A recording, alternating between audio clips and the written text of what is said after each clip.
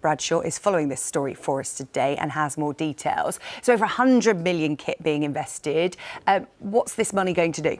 Well, the government says it really wants Britain to be at the forefront of the green car revolution. And it's not just vehicle technology, of course, it's the batteries and those charging stations that we increasingly see on the roadside around the country. I can take you through some of the key points that Theresa May will announce a little later today. First of all, she's going to announce £106 million of funding for green vehicle technology, both in the industry and in associated sectors.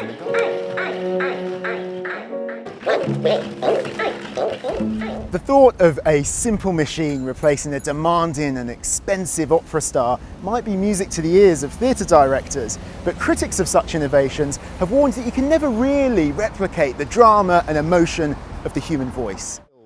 And the trigger for this industrial action, despite a long-running dispute between the government and the Prison Officers Association, was a damning report by the Chief Inspector of Prisons, Peter Clark, yesterday into HMP Bedford. He said that prison officers there had effectively lost control of the jail. And the Prison Officers Association say not only is that completely unacceptable, but it's not an isolated incident. Scenes like that are repeated at jails like this one and others up and down England and Wales. That's why they've called this industrial action, despite it being illegal for prison officers to take this kind of strike action.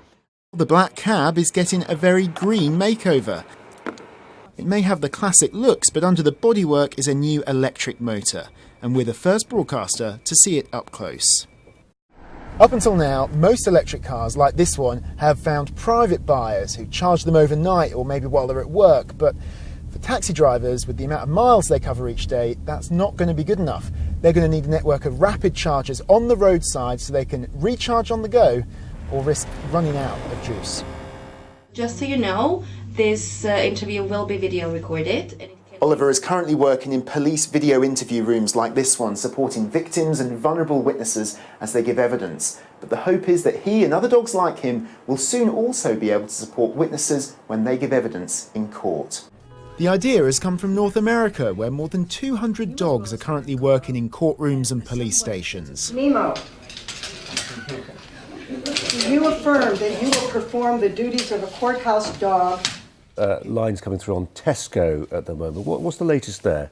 Well, Tesco have announced in the past few minutes, it's probably one of the worst kept secrets in retail actually, that they're going to announce a new sub-brand. Now, we didn't know for sure what it was going to be, but they have confirmed in the past few minutes, I'm just seeing here, that Jack's is going to be the sub-brand. It was rumoured that this was a potential new brand for a new range of discount stores to really take the fight to the German discounters Aldi and Lidl, who, despite being in the UK since the early 1990s, have really grown in popularity in recent years. They now, the two of them combined, about 13% market share of the UK supermarket grocery market.